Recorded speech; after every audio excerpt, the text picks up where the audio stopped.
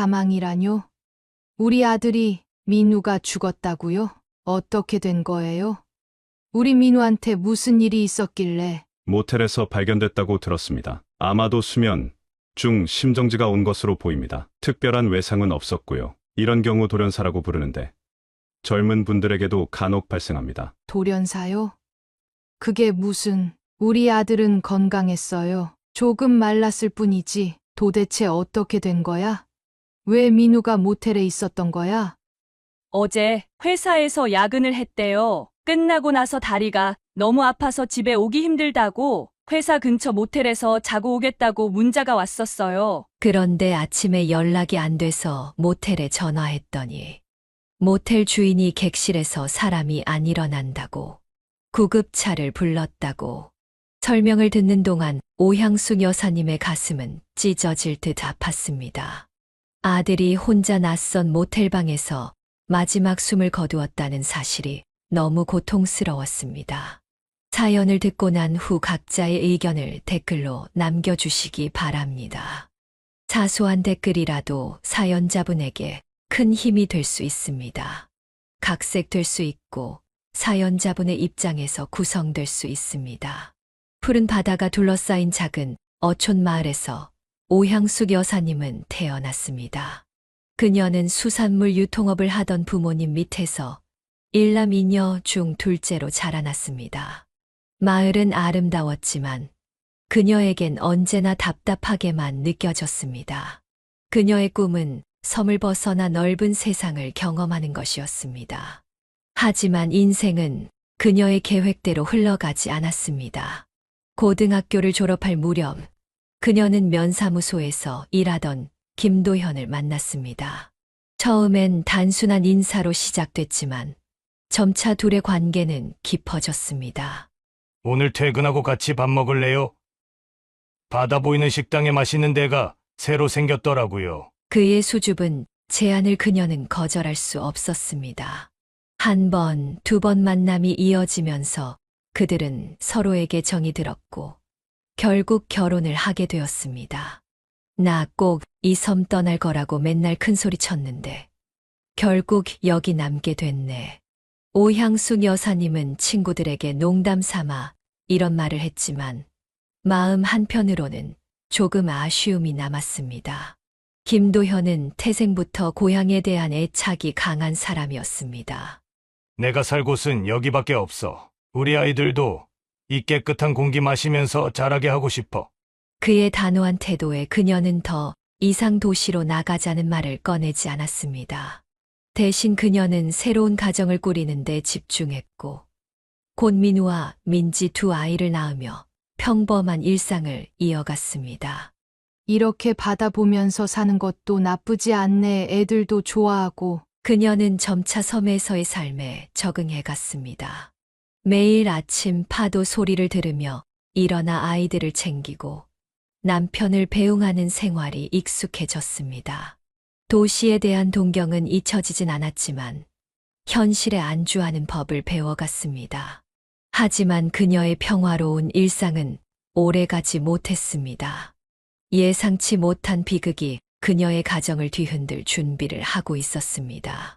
결혼 6년째 되던 해, 오향숙 여사님의 인생은 180도 뒤바뀌었습니다. 그날은 평범한 주말이었고 남편은 친구들과 낚시를 간다고 했습니다. 걱정 마. 저녁 전에 돌아올게. 애들 잘 봐. 아침 일찍 낚시 장비를 챙겨 나가는 남편을 배웅하며 그녀는 평소와 다름없이 집안일을 했습니다. 하지만 저녁이 되어도 밤이 되어도 남편은 돌아오지 않았습니다. 그리고 자정 무렵 마을 이장이 심각한 표정으로 그녀의 집을 찾아왔습니다. 이장의 말에 의하면 낚시 중이던 배가 갑자기 뒤집혔고 다른 사람들은 모두 구조되었지만 술에 취해 있던 김도현만이 물속에서 빠져나오지 못했다고 했습니다. 구조대가 수색했지만 결국 싸늘한 시신으로 발견되었습니다. 그녀는 충격으로 한동안 말도 제대로 못하고 자리에 누워 있었습니다. 하지만 현실은 냉혹했고 장례식을 치르고 나니 그녀 앞에는 더 큰 산이 기다리고 있었습니다. 민우는 겨우 5살, 민지는 이제 막 걸음마를 시작한 나이였습니다. 이제 어떻게 살아야 하지? 내가 뭘 할 수 있지? 오향숙 여사님에게는 특별한 기술도 직장 경험도 없었습니다. 그녀가 할 줄 아는 것이라곤 집안일과 아이를 돌보는 일뿐이었습니다. 결국 그녀는 2 아이를 데리고 친정으로 향했습니다.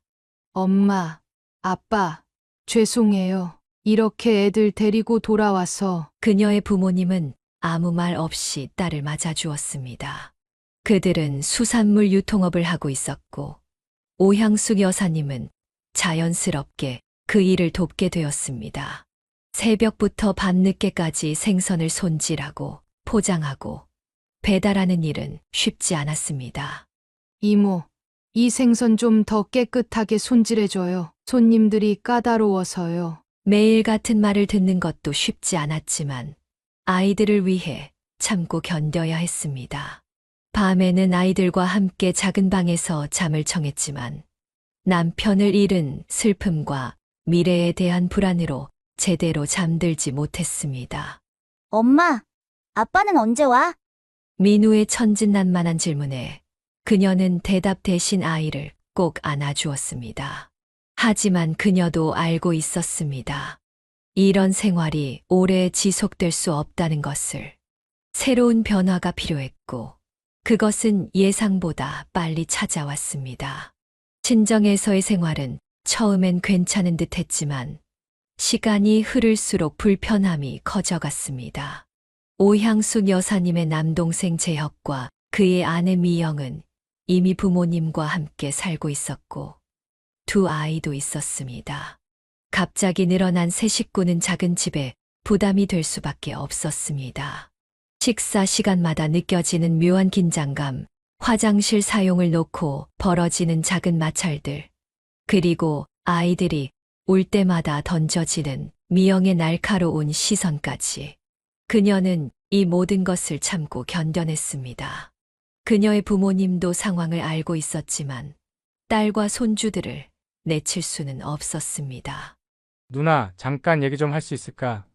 어느 저녁 재혁이 조심스럽게 오향숙 여사님을 불렀습니다. 그녀는 이미 무슨 이야기를 할지 짐작하고 있었습니다. 낮에 미영이 그녀의 짐을 정리하는 것을 도와주겠다고 제안했을 때부터 뭔가 이상함을 느꼈었습니다. 무슨 일인데? 나한테 할 말 있어? 오향숙 여사님은 태연한 척했지만 가슴은 이미 철렁 내려앉은 상태였습니다.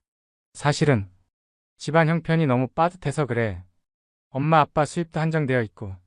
재혁은 말을 잇지 못했습니다. 손가락을 꼼지락거리며 고개를 떨구었습니다. 미영이가 또 임신했구나? 오향숙 여사님이 직접 물었습니다. 재혁은 놀란 눈으로 그녀를 바라보았습니다. 어떻게 알았어? 미영이가 요즘 아침마다 화장실에서 구역질하는 소리가 들리잖아. 임신 3개월쯤 됐지? 재혁은 고개를 끄덕였습니다. 그리고 주머니에서 봉투 하나를 꺼내 그녀에게 건넸습니다. 이게 뭐야? 누나가 새 출발할 때 조금이라도 도움이 됐으면 해서. 오향숙 여사님은 봉투를 열어보지 않았습니다. 얼마가 들었든 그 의미는 명확했습니다. 떠나달라는 뜻이었습니다. 알겠어. 말 안 해도 다 이해해. 곧 정리할게. 그날 밤 오향숙 여사님은 옥상에 올라가 별을 바라보며 한참을 생각했습니다. 남동생의 말이 서운하기도 했지만 한편으로는 이해가 되기도 했습니다. 작은 집에 새 가구가 함께 사는 것은 분명 무리였습니다. 게다가 미영의 셋째까지 태어나면 더욱 비좁아질 것이었습니다. 엄마, 왜 안 자? 잠에서 깬 민우가 옥상으로 올라왔습니다. 그녀는 아이를 품에 안았습니다. 엄마는 우리 민우랑 민지랑 어디로 가면 좋을지 생각하고 있었어. 우리 집은 없어? 다른 애들은 다 자기 집 있다던데. 5살 아이의 순진한 질문이 그녀의 가슴을 찔렀습니다. 그 순간 그녀는 결심했습니다. 이제는 정말로 독립해야 할 때였습니다. 다음 날 아침 그녀는 부모님께 자신의 결정을 알렸습니다. 엄마, 아빠, 우리 이제 나가려고요. 동생이랑 미영이도 자기 가정이 있으니까 더 이상 폐 끼치기 싫어요. 부모님은 걱정스러운 표정으로 그녀를 바라보았습니다. 갑자기 어디로 간다는 거야? 계획이라도 있는 거니? 도시로 갈 거예요. 거기 일자리도 많고 애들 교육도 더 좋을 거예요. 사실 그녀는 구체적인 계획이 있는 것은 아니었습니다. 다만 이 좁은 섬에서 벗어나 새로운 출발을 하고 싶다는 생각뿐이었습니다. 무모한 짓이야. 도시에서 혼자 애들 키우는 게 얼마나 힘든지 알기나 해.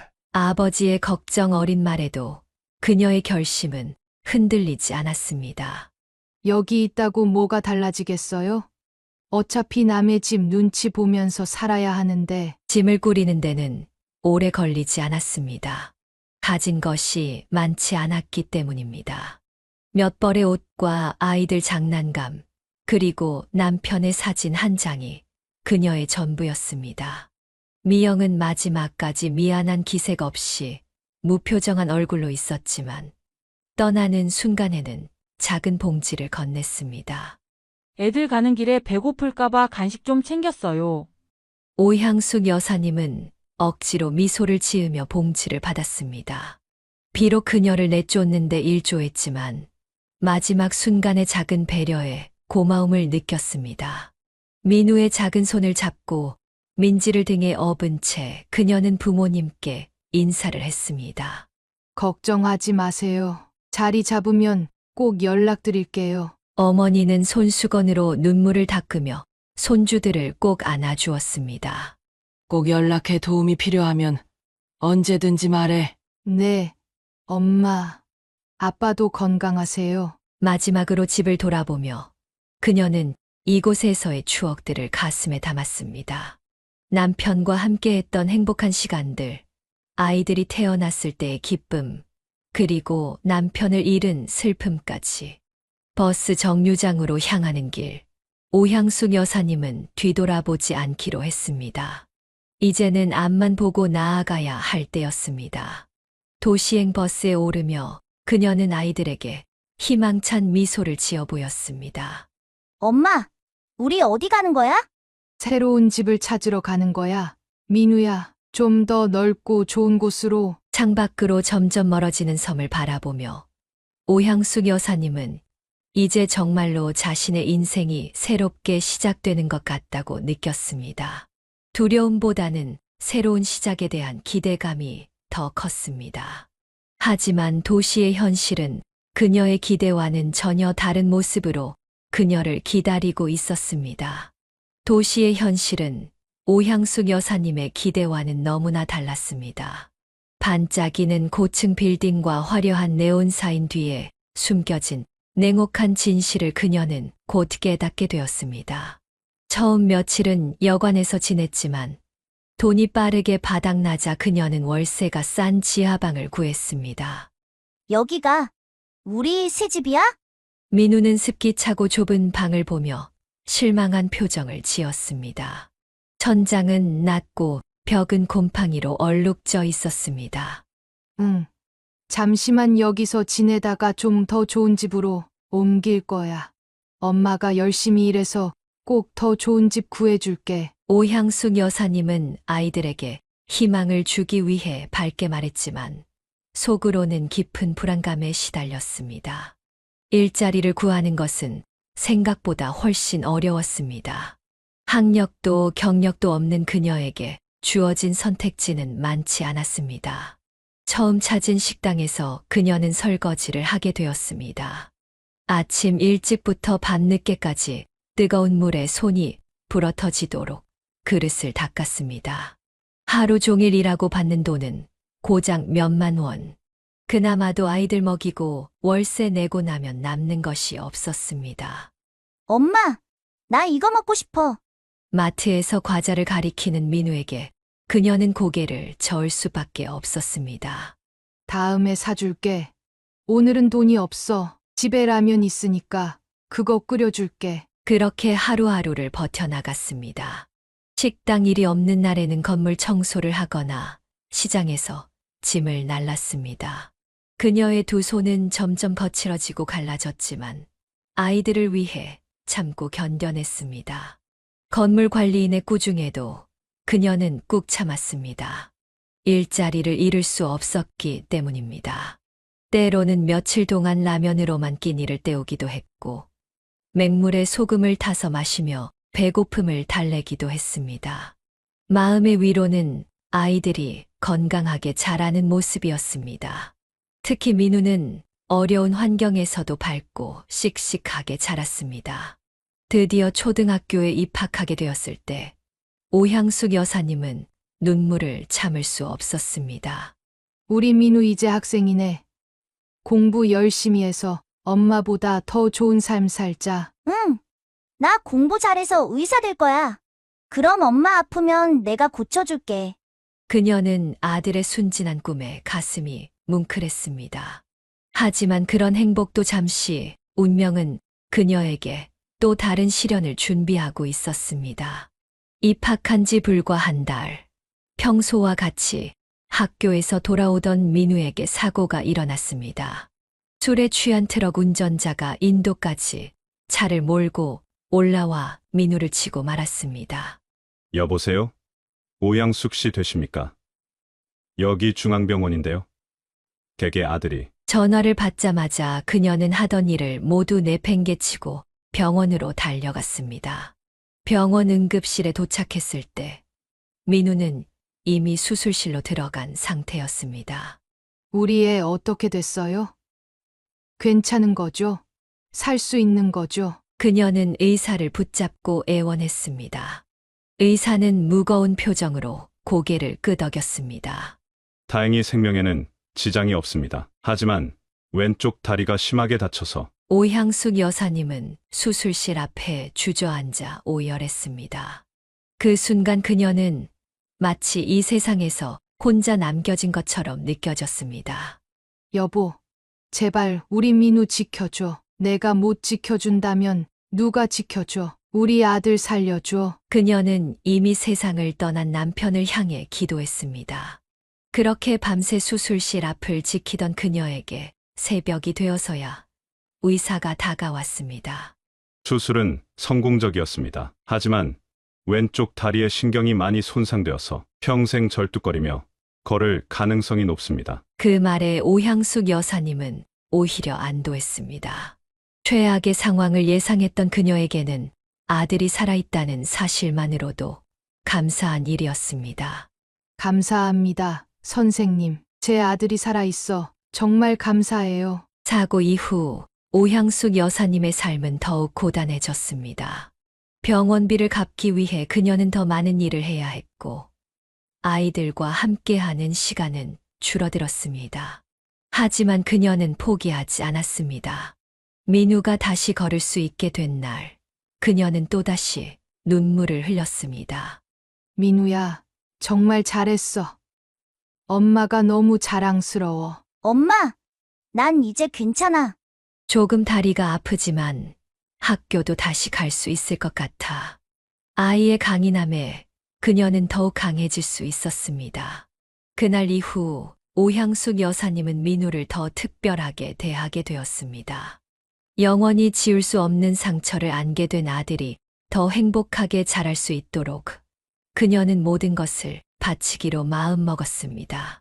사고 이후 오향숙 여사님의 마음속에는 민우에 대한 특별한 애정이 싹 텄습니다.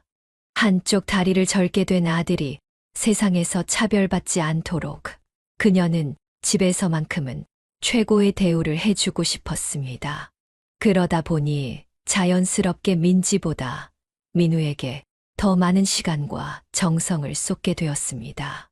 민우야, 이거 먹어. 엄마가 내가 좋아하는 갈비 특별히 샀어. 나도 먹고 싶어요. 엄마. 민지의 작은 목소리에 오향숙 여사님은 잠시 망설였지만 결국 갈비는 대부분 민우의 몫이 되었습니다.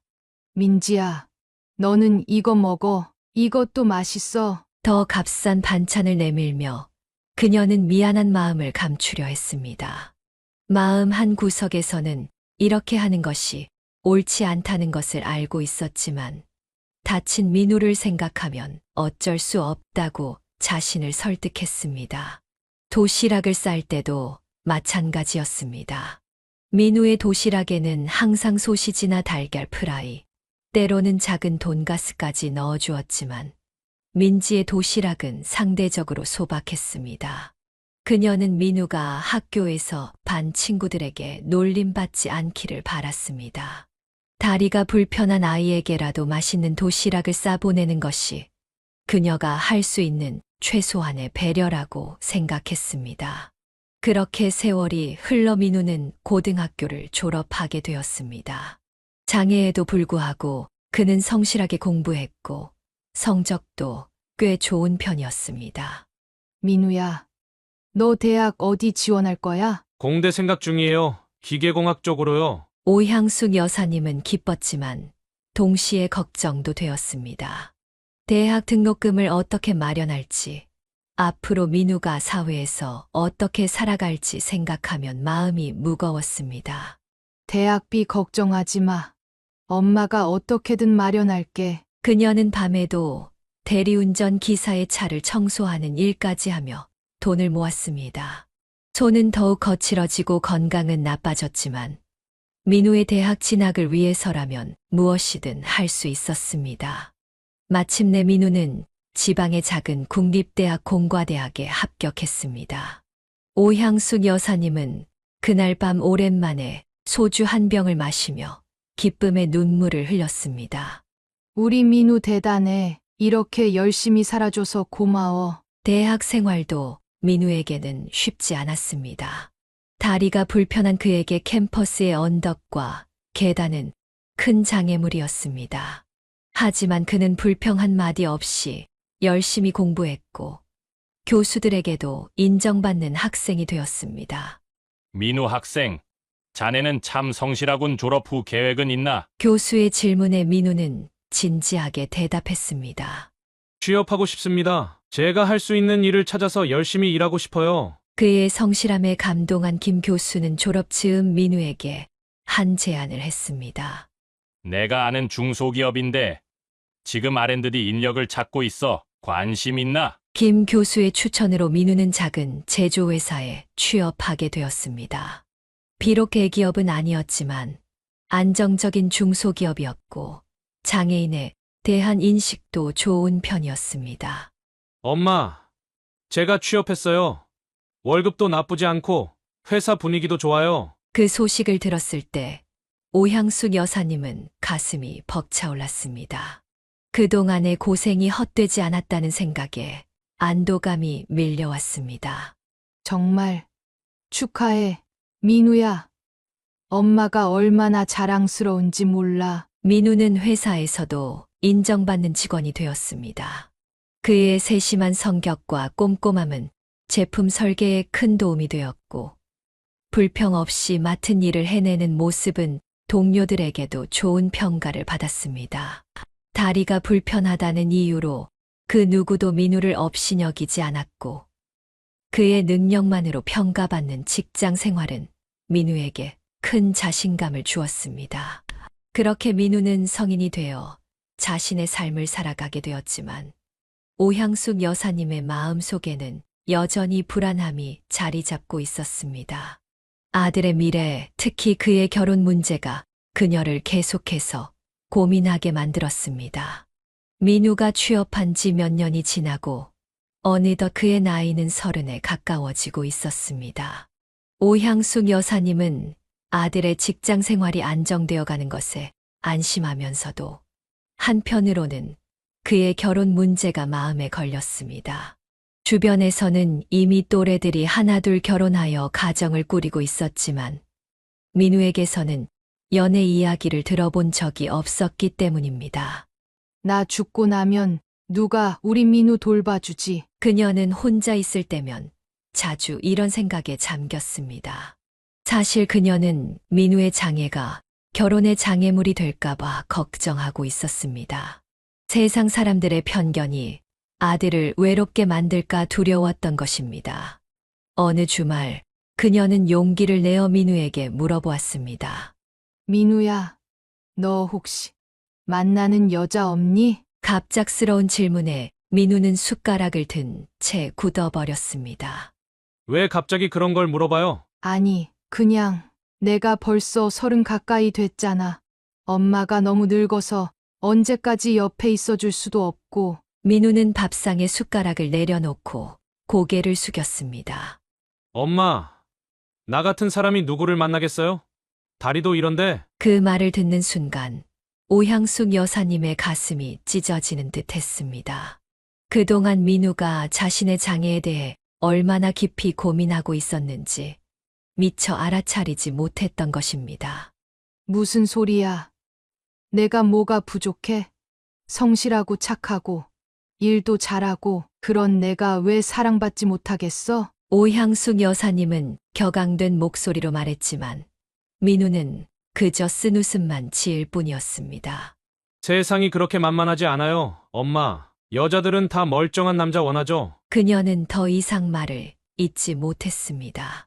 그날 이후 오향숙 여사님은 더욱 적극적으로 민우의 혼사 문제에 관심을 갖기 시작했습니다. 자신이 일하는 식당 주인의 조카딸을 소개해 보기도 하고 이웃의 딸을 만나게 해보기도 했지만 만남은 모두 성사되지 않았습니다. 그래도 요즘은 국제 결혼도 많이 하잖아. 베트남이나 필리핀 쪽 아가씨들은 어때? 정말 착하고 현모양처 같은 아가씨들 많다던데. 어느 날 저녁 그녀는 조심스럽게 국제 결혼을 제안했습니다. 하지만 민우의 반응은 예상 밖이었습니다. 엄마, 나 억지로 결혼할 생각 없어요. 그리고 사실 민우는 말을 멈추고 잠시 고민하는 듯 했습니다. 그러더니 깊게 한숨을 내쉬었습니다. 사실 내가 요즘 만나는 사람이 있어요. 뭐라고? 정말? 누구? 어디서 만났어? 직장 동료야? 오향숙 여사님은 너무 놀라 연달아 질문을 쏟아냈습니다. 민우는 쑥스러운 듯 웃으며 대답했습니다. 미용실 디자이너예요. 머리 자르러 갔다가 알게 됐어요. 벌써 몇 달째 만나고 있어요. 그런 중요한 일을 왜 엄마한테 말 안 했어? 얼른 데려와 봐. 어떤 아가씨인지 엄마가 봐야지. 오향숙 여사님은 기쁨을 감추지 못했지만 민우는 여전히 망설이는 듯 했습니다. 아직은 좀 서로 알아가는 중이라서요. 나중에 좀 더 깊어지면 소개시켜 드릴게요. 그녀는 더 묻고 싶었지만 민우의 표정을 보고 더 이상 재촉하지 않기로 했습니다. 하지만 그 뒤로도 계속 그 여자친구에 대해 궁금해했습니다. 이름이 뭐야? 몇 살이야? 가족은 어떻게 돼? 나보다 2살 어려요. 그리고 가족 상황은 아직 자세히 물어보진 않았어요. 오향숙 여사님은 민우가 알려주는 정보를 하나하나 소중히 간직했습니다. 그녀는 이 이수진이라는 여자가 어떤 사람인지, 과연 민우를 진심으로 사랑해줄 수 있는 사람인지 확인하고 싶었습니다. 민우야, 그 아가씨가 너 다리 문제 알아? 민우는 잠시 침묵했다가 고개를 끄덕였습니다. 알아요. 처음부터 말했어요. 그래도 수진이는 전혀 개의치 않는다고 했어요. 정말 그런 마음씨 고운 아가씨가 있네. 오향숙 여사님은 반신반의했지만 일단은 기뻐하기로 했습니다. 하지만 그녀의 마음 한구석에는 여전히 불안함이 자리 잡고 있었습니다. 과연 그 아가씨가 진심일까? 우리 민우를 진짜 사랑하는 걸까? 그렇게 2달이 더 지났을 때 민우는 드디어 여자친구를 집으로 데려오겠다고 했습니다. 엄마, 이번 주말에 수진이 데려올게요. 너무 부담스럽게 대하지 마세요. 아직 결혼 얘기까지 나온 건 아니니까. 알았어. 너무 걱정하지 마. 엄마가 뭐 무서운 시어머니라도 되겠니? 그녀는 웃으며 대답했지만 속으로는 벌써부터 긴장되기 시작했습니다. 집안 청소부터 음식 준비까지 그녀는 만반의 준비를 했습니다. 오랜만에 장조림도 만들고 민우가 좋아하는 갈비찜도 준비했습니다. 민지야, 오늘 민우 여자친구 온대 저녁에 같이. 오빠 여자친구 온대. 오빠 여자친구요? 진짜요? 어떤 사람인지 저도 궁금했어요. 성인이 된 민지는 이미 독립해 살고 있었지만 오빠의 여자친구를 만난다는 소식에 기꺼이 시간을 냈습니다. 마침내 초인종이 울렸을 때 오향숙 여사님은 가슴이 쿵쾅거렸습니다. 문을 열자 민우와 한 여자가 서 있었습니다. 단정한 원피스를 입은 그녀는 첫인상부터 산뜻했습니다. 길지 않은 단발머리와 과하지 않은 화장, 그리고 환한 미소가 인상적이었습니다. 안녕하세요. 어머니 처음 뵙겠습니다. 이수진이라고 합니다. 이수진은 공손하게 인사하며 작은 선물 상자를 내밀었습니다. 뭐예요? 이거? 별거 아니에요. 제가 좋아하는 케이크 가게 건데 어머니도 좋아하실까 해서 더. 오향숙 여사님은 그녀의 배려의 마음이 조금 누그러졌습니다. 그렇게 세 사람은 함께 저녁 식사를 하게 되었고 처음의 어색함도 차츰 사라져갔습니다. 이수진은 이야기를 나눌 때마다 민우를 바라보는 눈빛이 따뜻했고 그를 진심으로 아끼는 마음이 느껴졌습니다. 수진 씨는 가족이 어떻게 되나요? 식사 중 오향숙 여사님이 조심스럽게 물었습니다. 이수진의 표정이 잠시 굳었다가 이내 담담해졌습니다. 사실 제 가족 상황은 좀 복잡해요. 부모님이 제가 어릴 때 이혼하셔서 할머니 손에서 자랐거든요. 할머니도 몇 년 전에 돌아가시고 지금은 혼자 지내고 있어요. 그녀의 말에 오향숙 여사님은 가슴이 아려왔습니다. 이 아이는 가족의 따뜻함을 별로 느끼지 못하고 자랐구나. 그랬구나. 앞으로 우리가 수진 씨 가족이 되어줄게. 그 말에 이수진의 눈에 눈물이 고였습니다. 민우는 그녀의 손을 꼭 잡아주었고 그 모습을 보며 오향숙 여사님은 이 둘이 정말 서로를 사랑하고 있다는 것을 느꼈습니다. 그날 이후 이수진은 종종 오향숙 여사님의 집을 방문했고 둘 사이의 관계도 점점 돈독해졌습니다. 민우가 없을 때도 이수진은 찾아와 반찬을 만들거나 청소를 도왔습니다. 그녀의 진심 어린 태도에 오향숙 여사님의 마음도 완전히 열리게 되었습니다. 어머니, 사실 저희가 결혼에 대해 이야기하고 있어요. 어느 날 이수진이 조심스럽게 말을 꺼냈습니다. 오향숙 여사님은 놀랐지만 한편으로는 기다리고 있던 소식이기도 했습니다. 정말 민우도 그렇게 생각하고 있어? 네, 어머니. 어머니 허락만 있으시면. 그날 밤 오향숙 여사님은 오랜만에 편안한 마음으로 잠에 들 수 있었습니다. 아들의 미래가 더 이상 걱정거리가 아니라 기대할 만한 일이 되었기 때문입니다. 민우가 이수진을 처음 소개한 이후 오향숙 여사님은 예비 며느리에 대해 더 알아가고 싶었습니다. 겉으로 보기에 좋은 인상을 받았지만 어머니의 본능은 그녀에게 더 깊은 탐색을 요구했습니다. 민우의 행복이 걸린 문제였기 때문입니다. 어느 주말 오향숙 여사님은 이수진에게 직접 전화를 걸었습니다. 수진아, 오늘 시간 있니? 우리 둘이서 차 한잔 하면 어떨까? 네, 저랑요. 물론이죠. 몇 시에 만날까요, 어머니? 이수진의 목소리에는 놀라움과 함께 기쁨이 묻어났습니다. 두 사람은 동네 조용한 카페에서 만나기로 했습니다. 오향숙 여사님이 먼저 도착해 자리를 잡고 있자니 이수진이 약속 시간보다 15분 일찍 도착했습니다. 단정한 차림새와 살짝 긴장한 표정이 인상적이었습니다. 어머니, 오래 기다리셨어요? 버스가 일찍 와서 생각보다 빨리 도착했네요. 아니, 나도 방금 왔어. 앉으렴. 카페에서 차를 주문한 후 오향숙 여사님은 본격적인 대화를 시작했습니다. 수진아, 솔직히 말할게. 엄마로서 우리 민우가 정말 행복하길 바라. 그래서 내가 어떤 사람인지 더 알고 싶어서 오늘 이렇게 만자고 했어. 이수진은 조금 긴장했지만 미소를 지으며 고개를 끄덕였습니다. 당연하죠. 저도 민우 씨에 대해 진지해요.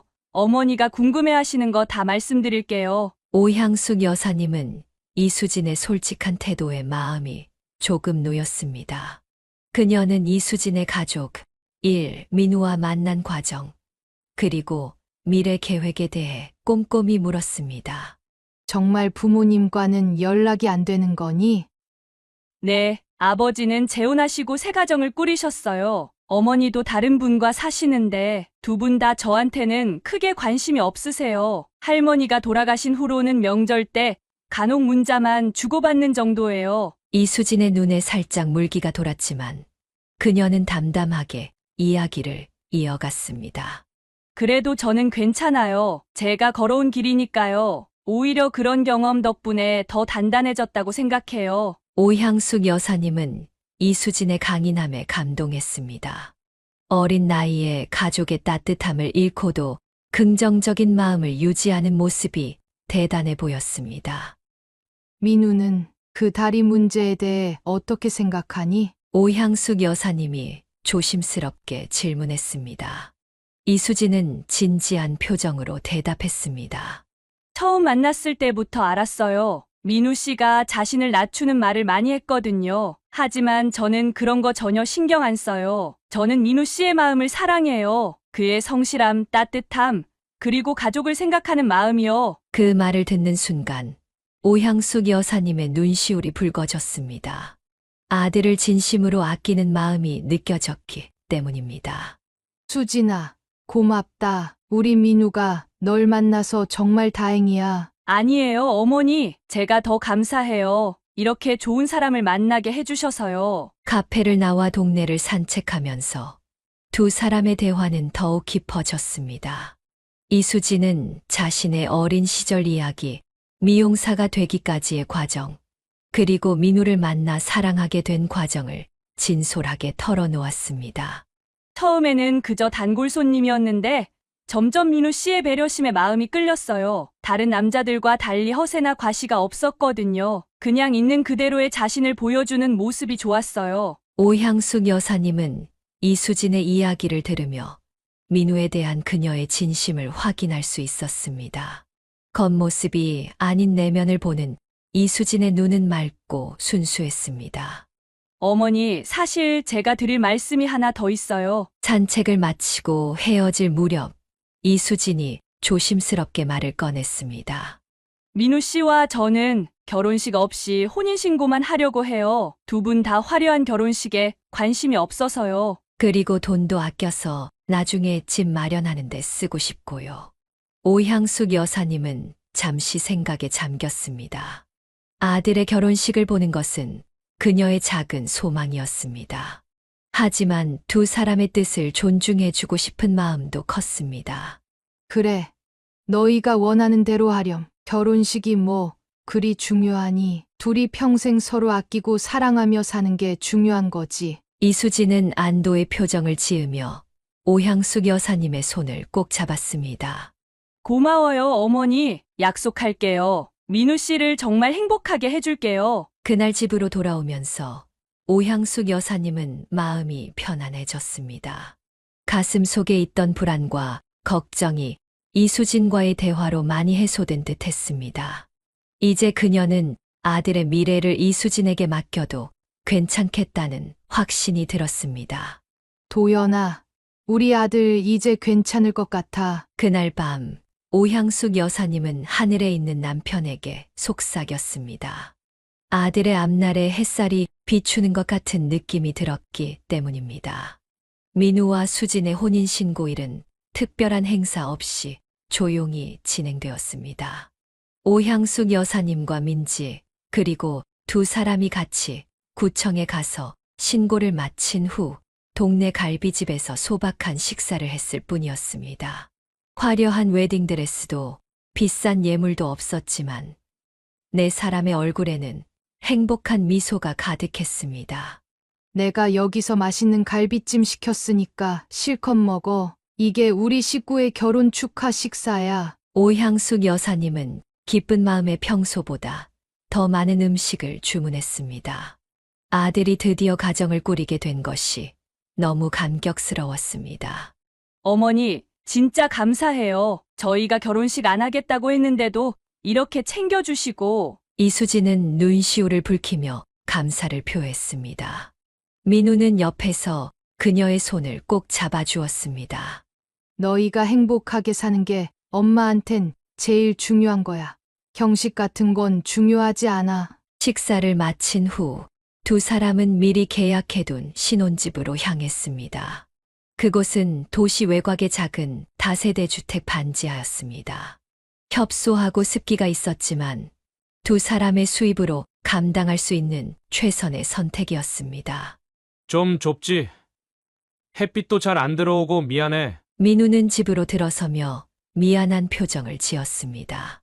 하지만 이수진은 밝게 웃으며 고개를 저었습니다. 무슨 소리야? 우리 집이 생겼다는 게 얼마나 좋은데 내가 예쁘게 꾸밀 거야. 조금만 기다려봐. 이수진의 말대로 그녀는 작은 집을 아늑하고 따뜻한 공간으로 변모시켰습니다.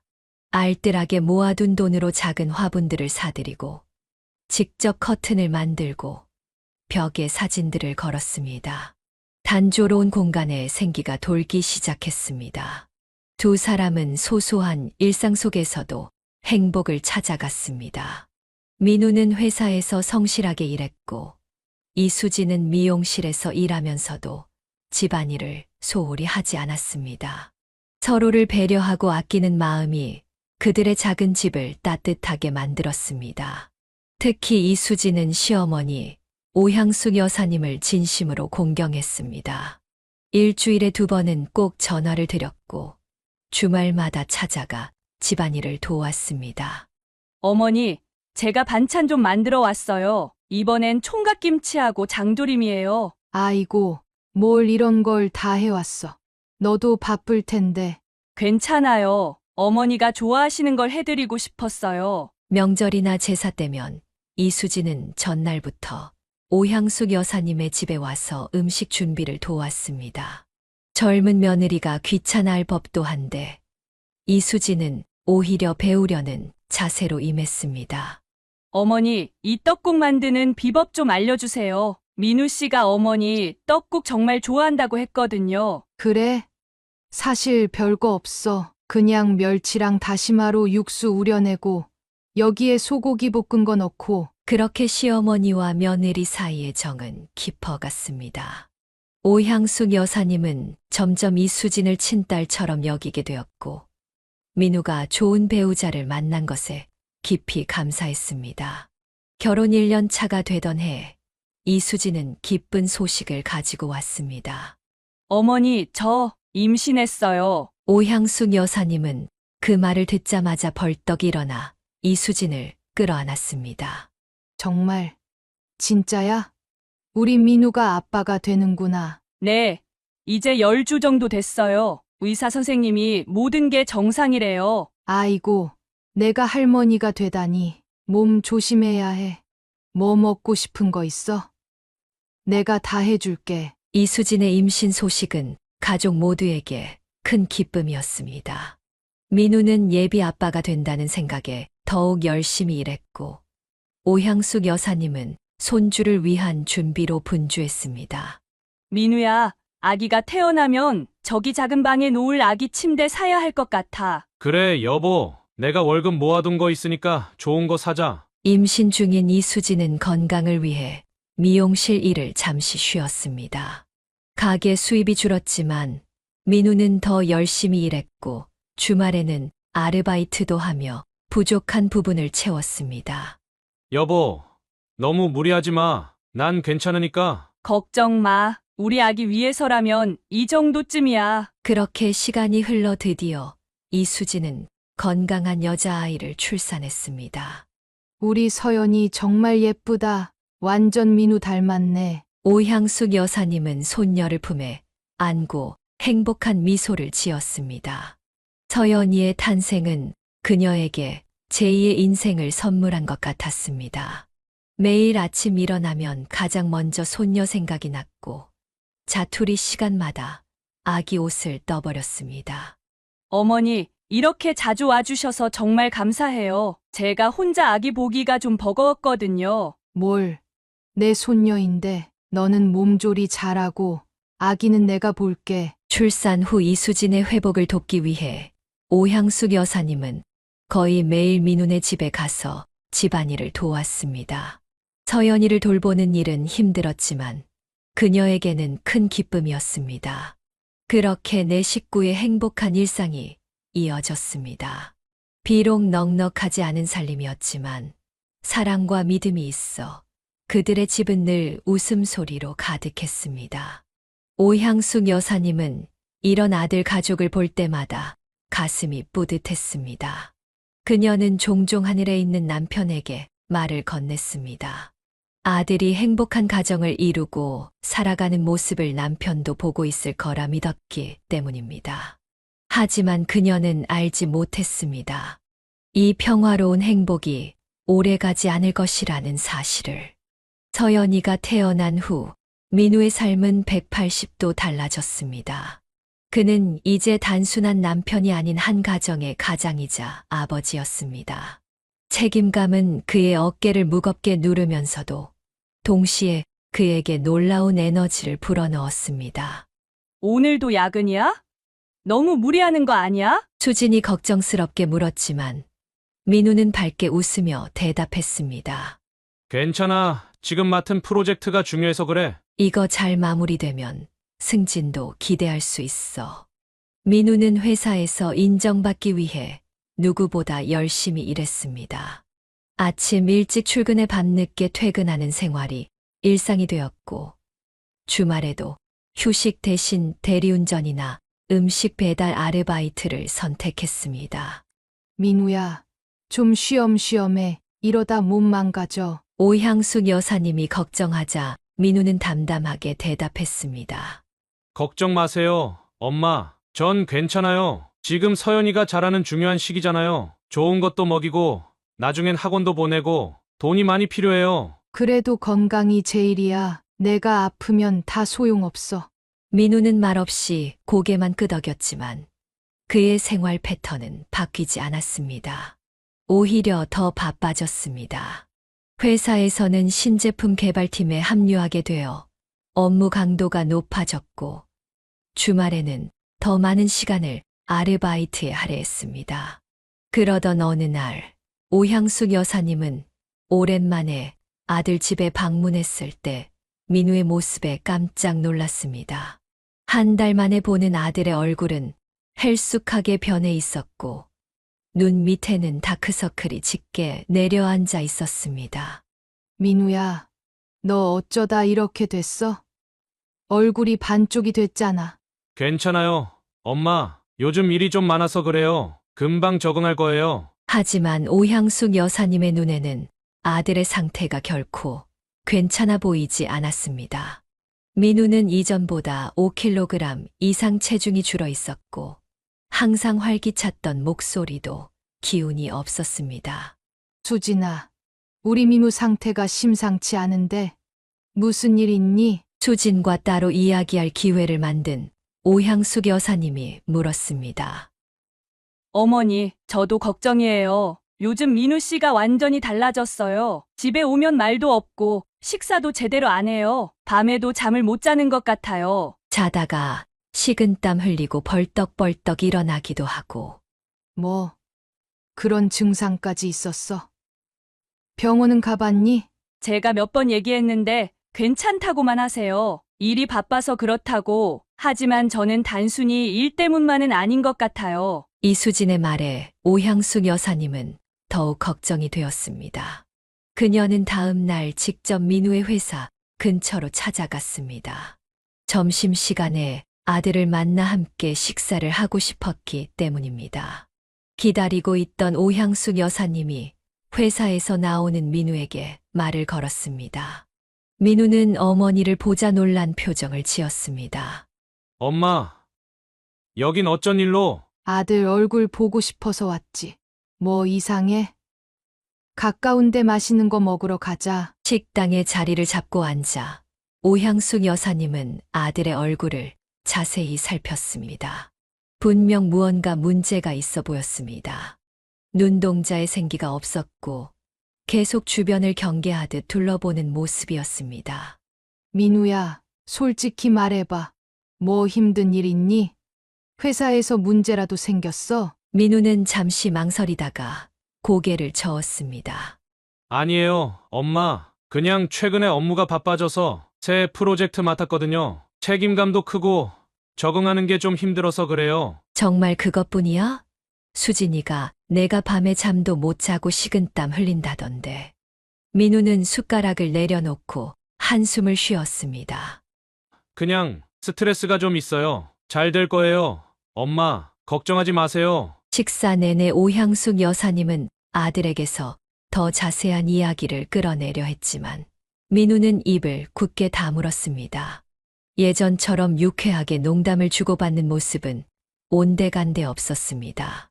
집으로 돌아오는 길, 오향숙 여사님은 이수진에게 전화를 걸었습니다.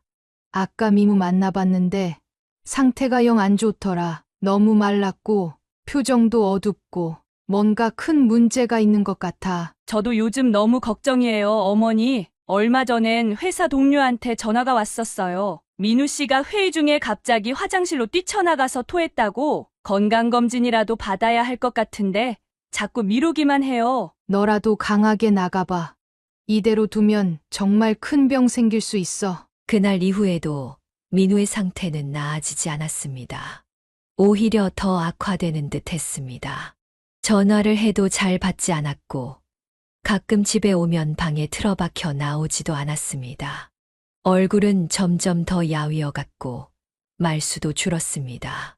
여보, 정말 병원 가야 해요. 이대로는 안 돼요. 괜찮다니까. 그냥 일이 좀 바쁜 거라고 신경 쓰지 마. 수진이 애원해도 민우는 완강하게 거부했습니다. 그는 점점 더 가족과 거리를 두는 듯 했고 심지어 어린 서연이가 아빠에게 안기려 해도 무표정하게 밀어내기까지 했습니다. 오향숙 여사님은 아들의 변화가 단순한 직장 스트레스 탓이 아니라는 걸 직감적으로 알았습니다. 더 심각한 무언가가 있었습니다. 하지만 민우는 끝까지 입을 열지 않았고 가족들은 그저 답답함과 불안함 속에서 하루하루를 보낼 수밖에 없었습니다. 그러던 어느 날 새벽 오향숙 여사님의 전화기가 요란하게 울렸습니다.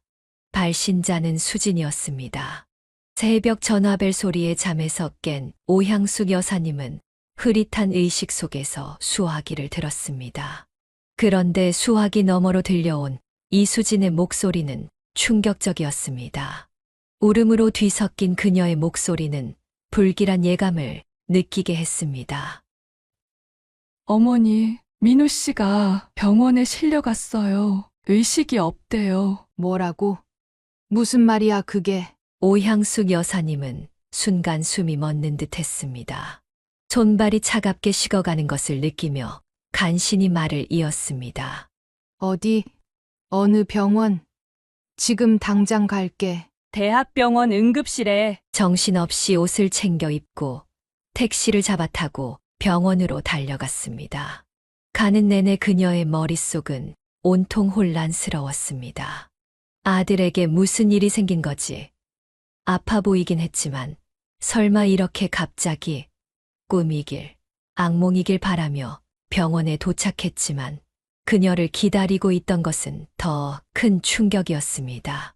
병원 응급실 앞에서 이수진은 오열하고 있었고 의사는 무거운 표정으로 그녀를 맞이했습니다. 유족되십니까? 정말 안타깝게도 환자분이 도착했을 때 이미 사망 상태였습니다. 심폐소생술을 시도했지만 반응이 없었습니다. 사망이라뇨?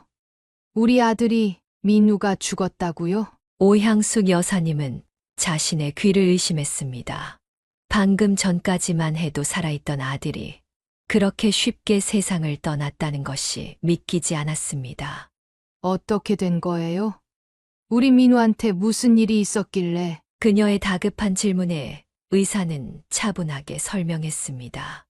모텔에서 발견됐다고 들었습니다. 아마도 수면 중 심정지가 온 것으로 보입니다. 특별한 외상은 없었고요. 이런 경우 돌연사라고 부르는데 젊은 분들에게도 간혹 발생합니다. 돌연사요? 그게 무슨, 우리 아들은 건강했어요. 조금 말랐을 뿐이지. 오향숙 여사님은 의사의 말을 받아들일 수 없었습니다. 그녀는 이수진에게 다가가 자초지종을 물었습니다. 도대체 어떻게 된 거야? 왜 민우가 모텔에 있었던 거야? 이수진은 눈물에 젖은 얼굴로 대답했습니다. 어제 회사에서 야근을 했대요. 끝나고 나서 다리가 너무 아파서 집에 오기 힘들다고 회사 근처 모텔에서 자고 오겠다고 문자가 왔었어요. 그런데 아침에 연락이 안 돼서 모텔에 전화했더니 모텔 주인이 객실에서 사람이 안 일어난다고 구급차를 불렀다고 설명을 듣는 동안 오향숙 여사님의 가슴은 찢어질 듯 아팠습니다. 아들이 혼자 낯선 모텔방에서 마지막 숨을 거두었다는 사실이 너무 고통스러웠습니다. 민우 휴대폰은 어디 있어? 모르겠어요. 모텔에서도 못 찾았대요. 주머니에도 없었고. 오향숙 여사님은 갑자기 모든 것이 불분명하게 느껴졌습니다. 아들의 죽음도 믿기지 않는데 휴대폰까지 사라졌다니 무언가 이상했습니다. 우리 민우 시신 좀 볼 수 있을까요? 의사의 안내로 그녀는 아들의 시신이 있는 곳으로 향했습니다. 흰 천으로 덮인 차가운 몸을 보는 순간 그녀는 마지막 희망마저 사라지는 것을 느꼈습니다. 천을 젖히자 그 아래에는 분명 그녀의 아들 민우가 누워 있었습니다. 하지만 생기 없는 창백한 얼굴은 그녀가 알던 아들의 모습이 아니었습니다. 그녀는 아들의 차가운 손을 잡고 눈물을 쏟았습니다. 머릿속에는 온갖 생각이, 의문이 맴돌았습니다. 왜 이렇게 갑자기? 정말 돌연사인 걸까? 왜 하필 모텔에서? 휴대폰은 왜 사라진 거지? 특히 휴대폰 문제가 그녀의 마음을 불편하게 했습니다. 민우는 항상 휴대폰을 소중히 여겼습니다. 거기에는 일과 관련된 중요한 정보들도 많았고 가족 사진도 가득했습니다. 그런 휴대폰이 갑자기 사라졌다는 것은 이상했습니다. 이 선생님, 제 아들 시신을 부검할 수 있을까요? 오향숙 여사님은 의사에게 물었습니다. 의사는 잠시 당황한 듯 했지만 곧 차분하게 대답했습니다. 법적으로는 가능합니다만 특별한 의심 사항이 없다면 보통 권장하지는 않습니다. 부검 과정이 고인에게 추가적인 훼손을 가하게 되니까요. 하지만 저는 의문이 너무 많아요. 건강하던 사람이 갑자기 죽었다는 게 납득이 안 돼요. 의사가 대답하려는 순간 이수진이 황급히 다가왔습니다. 어머니, 그러지 마세요. 민우 씨가 이미 많이 힘들었잖아요. 이제 편하게 보내드려요. 뭐하러 또 시신을 훼손하려고 그러세요. 이수진의 강한 반대에 오향숙 여사님은 잠시 망설였습니다. 시신을 더 훼손하고 싶지 않은 마음도 이해가 됐습니다. 하지만 그녀의 본능은 계속해서 무언가 잘못됐다고 경고하고 있었습니다. 그래도 난 확실히 알고 싶어. 우리 민우가 정말 자연사인지 아니면 다른 이유가 있는 건지. 어머니, 제발요. 민우 씨도 원치 않을 거예요. 그냥 평화롭게 보내드려요. 이수진은 간절히 애원했지만 오향숙 여사님의 마음은 이미 정해져 있었습니다. 그녀는 아들의 죽음에 의문이 있다면 반드시 해결해야 한다고 생각했습니다. 미안하지만 난 부검을 요청하겠어. 우리 민우가 정확히 어떻게 죽었는지 알아야 해. 그리고 그녀는 경찰에도 신고하기로 결심했습니다. 아들의 죽음이 단순 돌연사가 아닐 수도 있다는 의심이 커져갔기 때문입니다. 특히 휴대폰의 행방은 더욱 의문스러웠습니다. 형사님, 제 아들이 갑자기 사망했는데 휴대폰이 사라졌어요. 그리고 최근 아들의 행동이 이상했어요. 뭔가 큰 문제가 있었던 것 같아요. 경찰은 그녀의 진술을 받아들였고 부검 절차도 시작되었습니다. 오향숙 여사님은 의사의 말처럼 아들의 시신이 더 훼손될 것을 알면서도 진실을 밝히는 것이 아들을 위한 최선의 선택이라 믿었습니다. 민우야, 엄마가 꼭 진실을 밝혀줄게. 억울하게 눈 감지 않게 해줄게. 그녀는 아들의 영정사진을 바라보며 다짐했습니다. 이제 그녀에게는 아들의 죽음에 얽힌 진실을 찾는 것만이 유일한 목표였습니다. 부검 요청 후 오향숙 여사님은 마음이 무거웠습니다. 아들의 시신이 차가운 해부대 위에 놓인다는 생각만으로도 가슴이 찢어질 듯 했지만 진실을 밝히는 것이 민우를 위한 길이라 믿었습니다. 부검은 대학병원 법의학과에서 진행되었고 그녀는 결과를 기다리며 초조한 시간을 보냈습니다. 유족분, 잠시 시간 괜찮으신가요? 1차 부검 결과가 나왔습니다. 법의학 교수가 그녀를 조용한 상담실로 안내했습니다. 오향숙 여사님은 심장이 미친 듯이 뛰는 것을 느끼며 의자에 앉았습니다. 말씀해 보세요. 우리 아들이 어떻게 된 건가요? 법의학 교수는 서류를 펼치며 조심스럽게 말을 꺼냈습니다.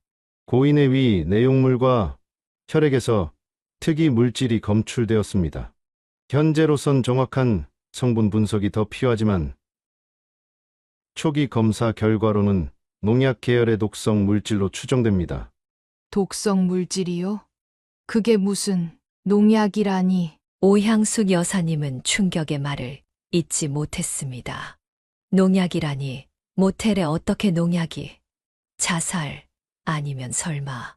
자살 가능성은 어떤가요? 그녀는 떨리는 목소리로 물었습니다.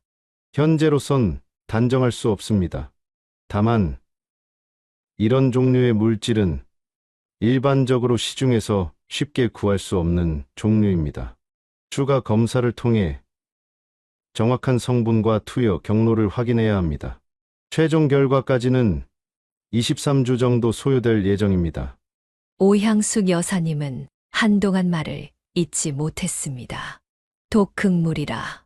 이것은 단순한 돌연사가 아닌 누군가의 의도적인 행위일 수도 있다는 의미였습니다. 경찰에도 이 결과를 알려주셨나요? 네, 이미 보고드렸습니다.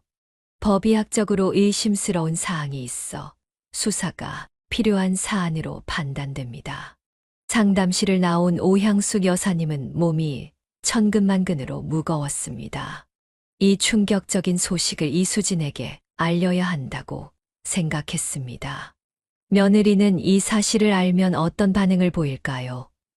그녀는 급히 전화를 걸었지만 이수진의 핸드폰은 꺼져 있었습니다. 이상하네. 왜 전화를 안 받지? 불안한 마음에 그녀는 아들네 집으로 직접 찾아갔습니다. 초인종을 눌러도 대답이 없자 비상키를 이용해 문을 열었습니다. 수진아, 서연이? 집에 있니? 집 안은 깜깜했고 이상한 정적이 감돌았습니다. 불을 켜자 그녀의 눈앞에 펼쳐진 광경은 충격적이었습니다. 서랍이 모두 열려 있고 옷장은 텅 비어 있었으며 바닥에는 서둘러 짐을 챙긴 흔적이 역력했습니다. 대체 무슨 일이? 오향숙 여사님은 집안을 돌아다니며 상황을 파악하려 했습니다. 서연이의 장난감과 옷가지들, 이수진의 화장품과 의류, 대부분이 사라져 있었습니다. 그들이 급하게 집을 떠난 것이 분명했습니다.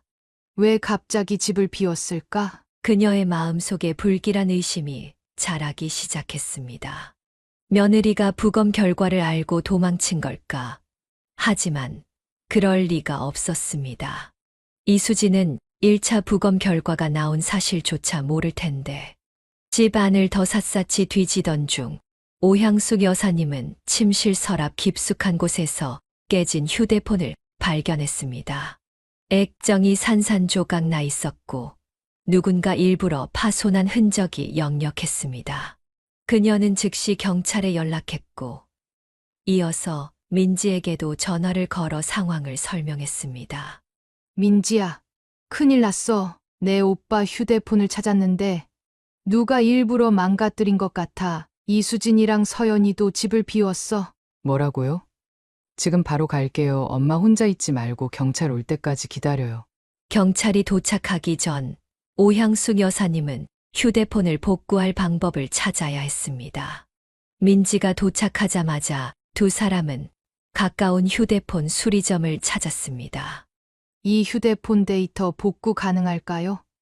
중요한 정보가 들어있어서요. 수리기사는 망가진 휴대폰을 살펴보더니 고개를 끄덕였습니다. 화면은 완전히 박살났지만 메모리 칩은 살아있는 것 같네요. 데이터 복구는 가능할 겁니다. 다만 시간이 좀 걸릴 수 있어요. 얼마나 걸릴까요? 정말 급해서요. 빨라야 이틀, 늦어도 3일 안에는 복구해 드릴게요. 하지만 오향숙 여사님은 그렇게 오래 기다릴 수 없었습니다. 그녀는 추가 비용을 지불하고 긴급 처리를 요청했습니다. 제발 최대한 빨리 부탁드려요. 돈은 얼마든지 더 낼게요. 기사의 노력으로 다음 날 아침 휴대폰 데이터의 일부가 복구되었습니다. 특히 문자 메시지와 사진들이 먼저 복원되었고 오향숙 여사님은 떨리는 손으로 아들의 메시지를 확인했습니다. 이게 대체 무슨... 민우와 이수진 사이에 오갔던 메시지들은 충격적인 내용들이었습니다. 수진아, 어떻게 이럴 수 있어? 내가 얼마나 널 믿었는데 그 남자랑 도대체 무슨 사이야? 미안해. 여보 정말 미안해. 그건 실수였어. 다시는 없을 거야. 제발 용서해줘. 거짓말 그만해. 너희 둘이 모텔 출입한 거 다 알아. 날짜까지 다 적어놨어. 문자들을 읽어내려가며 오향숙 여사님은 점점 더 큰 충격에 빠졌습니다. 이수진이 다른 남자와 불륜 관계였다니. 그녀가 그토록 믿었던 며느리가. 더 놀라운 사실은 그 다음이었습니다.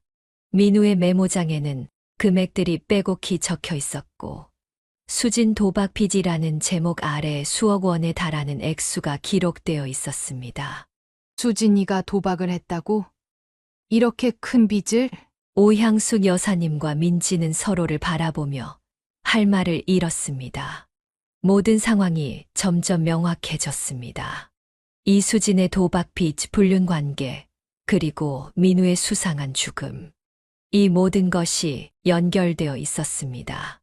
엄마, 이거 당장 경찰에 알려야 해요. 오빠가 살해됐을 가능성이 높아요.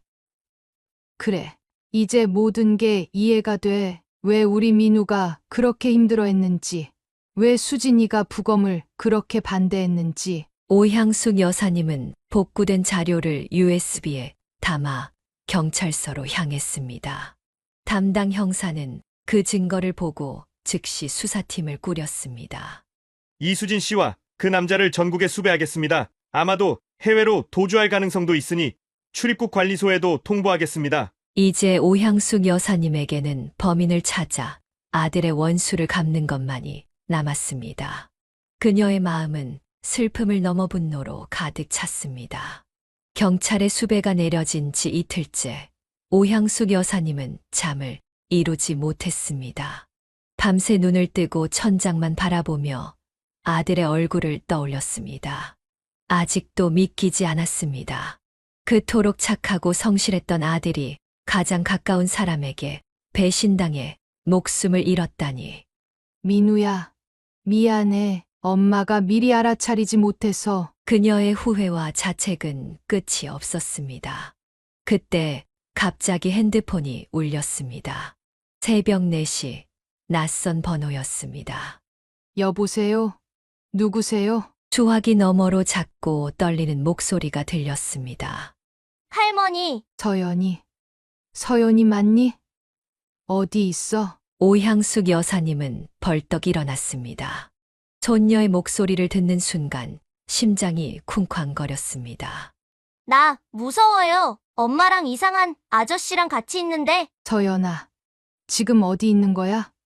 주변에 뭐가 보여? 큰 건물이에요. 사람들이 많고 버스가 있어요. 혹시 터미널이니? 고속버스 타는 곳?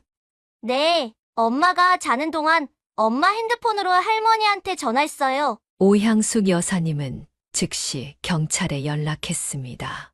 그리고 자신도 서둘러 옷을 갈아입고 택시를 불러 터미널로 향했습니다. 가는 내내 손녀의 안전만이 걱정되었습니다. 수진이 도망치다 서연이를 버리면 어쩌지? 혹시 아이에게 해코지라도 하면? 터미널에 도착하자 새벽임에도 불구하고 꽤 많은 사람들이 있었습니다. 출국을 위한 첫 버스를 기다리는 사람들로 붐볐습니다. 오향숙 여사님은 급히 주변을 살폈습니다. 그녀는 다시 전화를 걸었지만 이번에는 받지 않았습니다. 불안감이 점점 커졌습니다. 그때 멀리서 익숙한 모습이 보였습니다. 푸드코트 쪽에 이수진과 한 남자가 앉아 있었고 그 옆에는 서연이가 머리를 숙인 채 앉아 있었습니다. 오향숙 여사님은 즉시 경찰에게 위치를 알렸고 조심스럽게 다가갔습니다. 아직 경찰이 도착하지 않았지만 손녀를 그냥 둘 수는 없었습니다. 서연아, 오향숙 여사님의 목소리에 서연이가 고개를 들었습니다.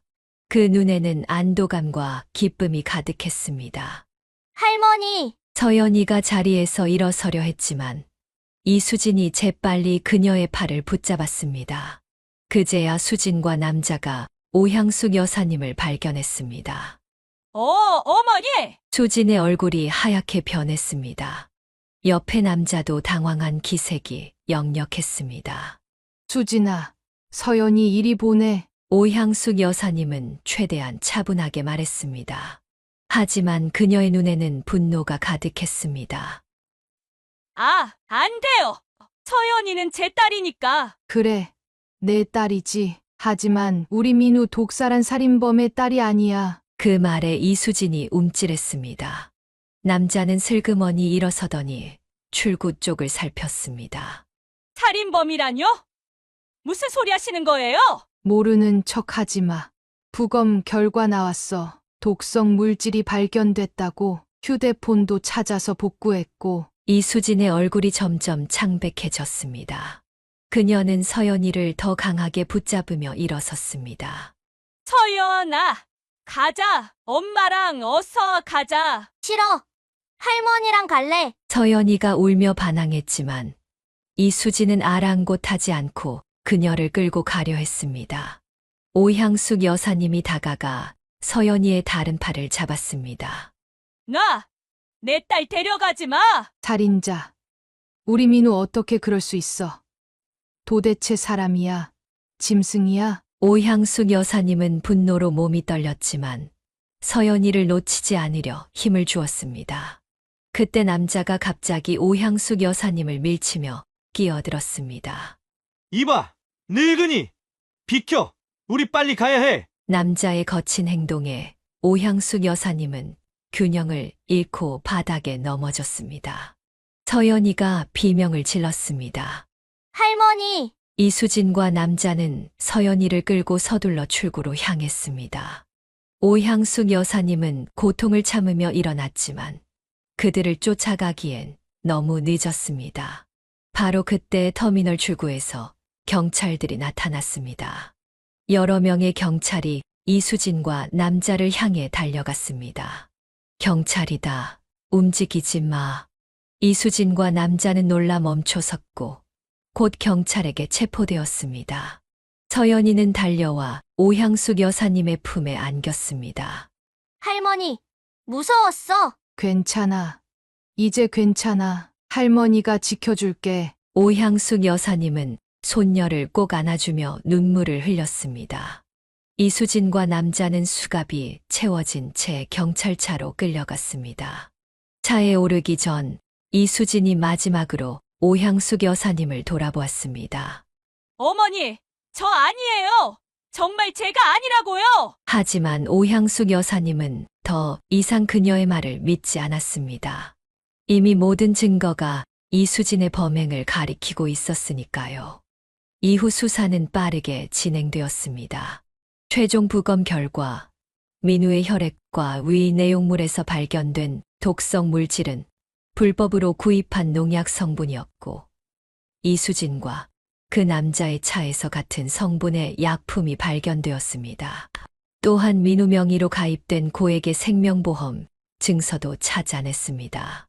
가장 충격적인 사실은 이수진이 민우와 결혼하기 전부터 그 남자와 관계가 있었다는 것이었습니다. 두 사람은 처음부터 민우의 보험금을 노리고 접근한 것이었습니다. 도박에 빠진 두 사람은 엄청난 빚을 지게 되었고, 결국 민우를 살해하는 극단적인 선택을 한 것이었습니다. 재판은 몇 개월에 걸쳐 진행되었고, 결국 이수진과 그 남자는 모두 무기징역을 선고받았습니다. 오향숙 여사님은 재판장에서 두 사람의 얼굴을 마지막으로 보며 아들에 대한 원한을 조금이나마 풀 수 있었습니다.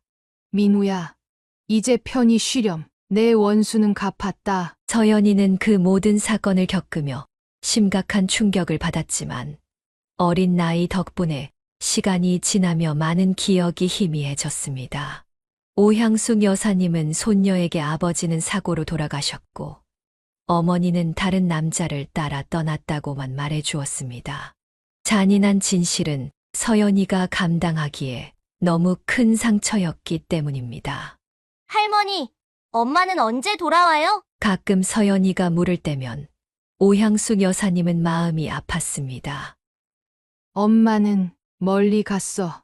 서연아, 하지만 할머니가 항상 서연이 곁에 있을 거야. 그렇게 오향숙 여사님은 손녀와 함께 새로운 삶을 시작했습니다. 처음에는 경제적으로도 정신적으로도 힘든 시간이었지만 점차 안정을 찾아갔습니다. 민지도 자주 찾아와 조카를 돌봐주었고 가족의 상처는 조금씩 아물어갔습니다. 도연아, 민우야, 너희가 못다한 사랑 내가 서연이에게 다 줄게. 밤하늘의 별을 보며 오향숙 여사님은 남편과 아들에게 속삭였습니다. 그녀의 품에 안겨 잠든 서연이의 작은 숨소리가 그녀에게 살아갈 힘을 주었습니다. 사연을 듣고 댓글을 남겨주시기 바랍니다. 사소한 의견일지라도 사연자분에게는 큰 힘이 됩니다. 노골적인 악성 댓글은 사연자분에게 상처가 될 수 있으니 삼가주시기 바랍니다.